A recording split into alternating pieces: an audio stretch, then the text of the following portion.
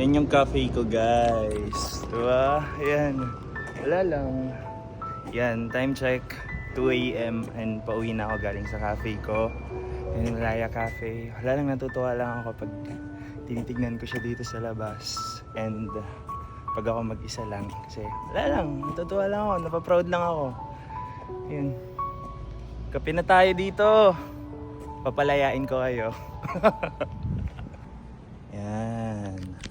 Wala lang guys, natutuwa lang kasi ako kapag tinitignan ko yung pinaghirapan ko. So yun, bakit nga ba Malaya Cafe? Malaya, semicolon, tas cafe. Yung Malaya kasi guys, pangalan po yun ng lola ko. And double meaning siya sa akin. Actually, marami siyang meaning sa akin. Siyempre, Malaya, kalayaan, freedom, diba? So, mahal na mahal ko kasi yung lola ko. Lola's boy po talaga ako. And yung semicolon naman, nagre-represent siya for those people na struggling, ganun. It means keep going. So kapag isinalin ko siya sa Tagalog, malayang magpatuloy. So, ayun. Wala lang. Happy lang ako. Share ko lang sa inyo. Kape na tayo. Mwah!